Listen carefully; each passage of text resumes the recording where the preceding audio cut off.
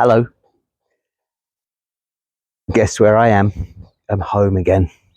So, recording this video today for the Trecena of Kawok here back at Lake Atitlan. And as you can see from the clouds, whilst I might expect this time of year to be dry season coming in, it's not quite fully here yet. We've still got a little essence of the storm, a little essence of Kawok is still hanging around, and maybe it's gonna, this Trecena is going to be what finally clears it from this place. So the Trecena of Kawok, I always think it's interesting how we've got the Trecena of Kawok following the Trecena of Kamei. So it's like death and then rebirth, and it's a renovation, it's a rebirth, it is entering the world again. And of course, we're going to begin the Trecena on the day 1 Kawok, but I just want to focus on something else before we do that. And that is that Hun Kawok, which, in the Gregorian calendar, this time falls on the 7th of November, this is actually astronomical Samhain. So for me, it's really important, if we're going to a sacred site, you want to go and see the shadow play at Chichen Itza, or you want to go and see the illumination of the chamber at Newgrange, for example, or many other sites around the world, you've got to be there on the right day. And the right day is not about the Gregorian calendar. The right day is about where the sun is. And, if we're looking at it from the point of Samhain, we would find that the, kind of the astronomical Samhain is actually on the 7th of November, Hun Kawok, at 22:12 Irish time, as it were, And so, kind of like just to bear that in mind, because, for me, this is a very magical time of the year. Yes, the veils are thin, and we're literally kind of like in that day crossing between death and rebirth.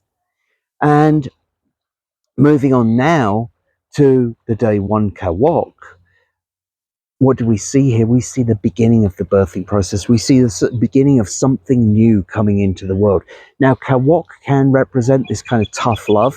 Yes, she is healing, but she's also pushing us through things. She's pushing us into it to make it happen. Because sometimes we need a little bit of a push to get things forward. And that birthing process, kind of like maybe we're pulling back from the pain or whatever, and Kawok is there to make sure it happens. And the 1 Kawok we could see is the beginning of the birthing process, so a great time to be renovating, to bring something new into the world. As we've finished this Kamei Trecena, we're in this state where we've gone through, we've faced our fears, we've transformed, maybe something has died, and now it's time to birth the new into the world. And this process begins with that day 1 Kawok.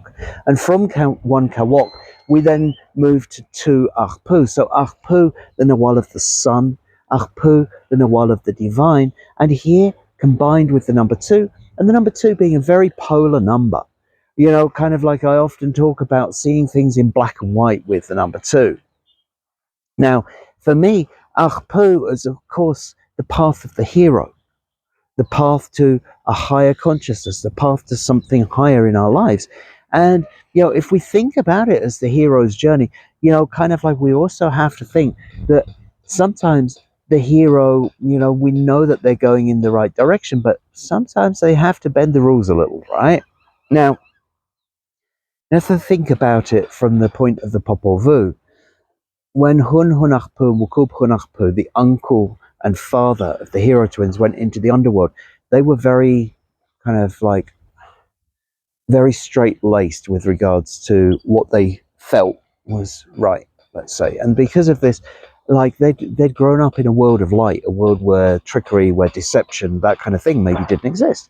And so when they go down and they face the Lords of Death, and the Lords of Death are telling things that aren't true, they kind of didn't realize that they were being lied to. They then failed the challenges and were sacrificed and that kind of thing. Anyway, through a process of divine conception, as it were, the hero twins were born, Hunachpu and Ishbalam Kiach. Now they descended down to the underworld, and they, because they held the underworld mother and the upper world father, it's like this balance between the light and the dark. It's like seeing both sides, and it's understanding. So they passed their tests, they passed their challenges because they employed both worlds. They saw the world from both sides, and this allowed them to overcome things. And it's like kind of like understanding, yes, this is something which is very positive, this is something which is holy to me, and this, no, not so much. And Tuachpu may bring those things very much to the fore of deciding between this, which you consider righteous, and this, which you consider not. Okay? And so it may well bring those up in your journey. And it may well also kind of like be looking at things as like drawing on all sides of the hero, or both sides of the hero, in order to walk through your path. From 2 Achpu, we then move to 3 Imosh. Well, Imosh, here we are at the lake, in front of this beautiful body of water. And Imosh very much representing the bodies of water, representing the dream world and the collective consciousness.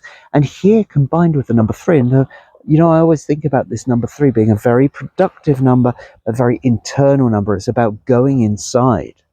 And if we see Imosh as representing the dream, Imosh also representing our empathy, it's kind of like about going inside with it. And sometimes, Imosh can get us too connected with what's going on out there. Sometimes we need to switch off a little bit. Sometimes we need to go back inside and remember our individuality and remember our own dreams as to how the dream was supposed to work for us, how we wanted it to work. And so this is a great exercise for 3 Imosh, a great dreaming day, and a great meditation day with regards to, kind of like in solitude. Okay, because it's all about going inside. From 3 Imosh, we can then move into 4 Ich. So we have Ich, the Nawal of the wind, the Nawal of communication, combined with the number 4, representing the physical plane of existence. So like I often think about how Ich is here to communicate all sorts of ideas, and Ich, can wax lyrical about all sorts of things. And sometimes that works. I mean, it's kind of like it's nice to hear people talking pretty words and that kind of thing.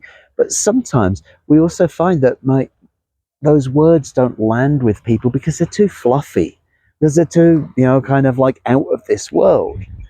Well, 4 Ich changes that around. And for me, the stability that comes with that 4, together with the communication, makes it a great day in order to communicate.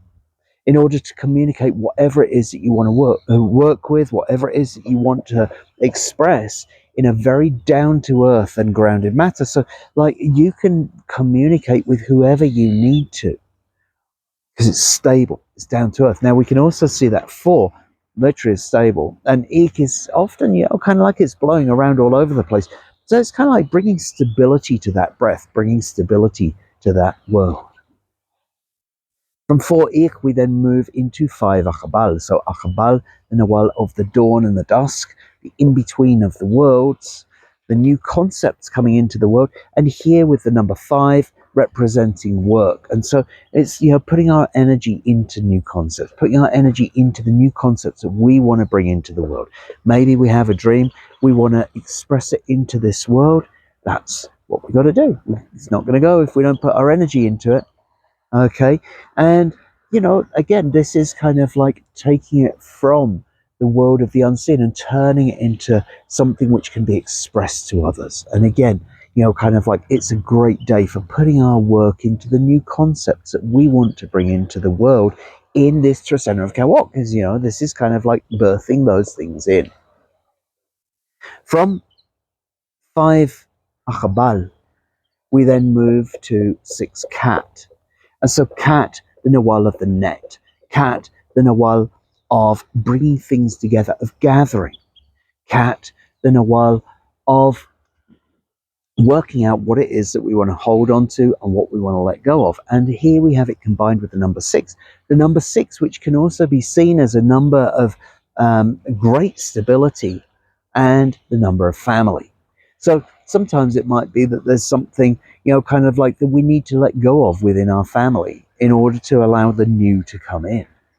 This might be a day to look for that. This might be a day to kind of like release what has served its time in order to allow that new to be birthed into the world. We can also see it as like opening the net to allow the birth process to happen, because I often think about the cat, the cat. Cat can also represent the womb, and so kind of like we're opening the womb to allow family to occur. 6 cat, okay. So there's that part of it as well. But all in all, if we were looking at, let's say, what we want to bring new into the world, it might very well entail understanding what we have to keep and what we have to let go of. Okay. And so bringing the ultimate stability by sorting out what we want to hold on to, what we want to let go of as we birth the new into the world. From 6 cat, we then move to 7 can. And can, the Nawal of the serpent, the Nawal of the body lightning, the Nawal of wisdom, and the Nawal of power. Combined with the number 7 can often represent choices, because we can see it perched on top of the pyramid or perched on top of the mountain, looking out and saying, right, okay, how do I want to do this? How do I want to do that? How do I want to use my power? How do I want to use my wisdom? We can see as a day which can represent the sorcerers. We can also see it as a day which can represent the teachers. And so it's like, right, okay, it's like choose your power, choose the way that you wish to use your power, choose the way that you wish to express it out into the world. Do you use your power to manipulate, or do you use your power to enlighten? Do you use your power to empower others? Do you use your wisdom to empower others? And the 7 is really showing you, okay, this is where those choices lead. If you use your power, if you use your wisdom to empower others, this is the road that it might travel. If you use your power to create illusions over others, this is the road that it might travel.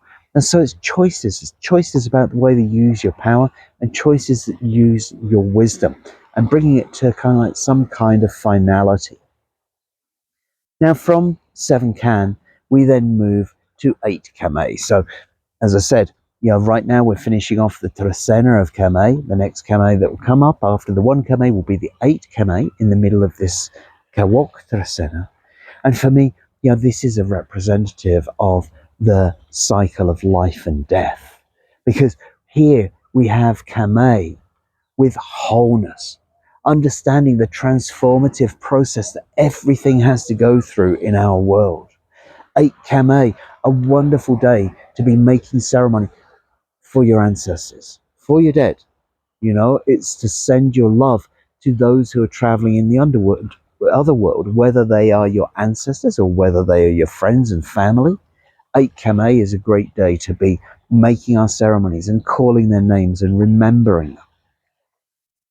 Now, we can also see it as, if we see the 8 as representing wholeness and Kame as representing transformation, this is transformation in the whole.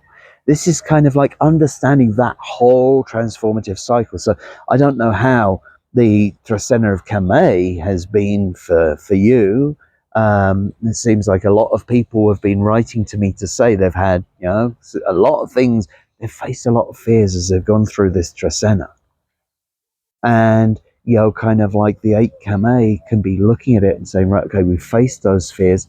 Now, how are we going forward as we birth this this Kawok Trecena? Like, what is the wholesale effect of these transformative processes that we've been through, and how has the help of our ancestors helped us, kind of like to allow what needs to die, and allow what needs to be birthed to come back to life. And so for me, this 8 Kame is very much about making ceremony to kind of cement those things into place, to make sure that we're giving our thanks for what has died and what has been brought back to life. From 8 Kame, we then move into 9 Q'ij. So this, maybe you've heard me talk about this before, I often see this as a very interesting day. But for me, this place is Q'ij. This wilderness, this natural world, this connection between the mountains and the trees. It's a place where we can recharge. It's a place where we can gain our strength. It's a place where we can, kind of like get the inspiration from the natural world. But Q'ij is often seen as a very masculine Nawal. And here we have it combined with the number 9, which is a very feminine number. So it's kind of like feminine spiritual leadership is one way that we can come up with it. And, kind of like sometimes I see it as the high priestess, kind of like it's the feminine aspect of the natural world and the strength which comes from it. So it's a great day for the empowerment of women. It's a great day for the strengthening of women. Of course, it's a great day to get out in the woods, because we can also see that the number 9 can represent life itself.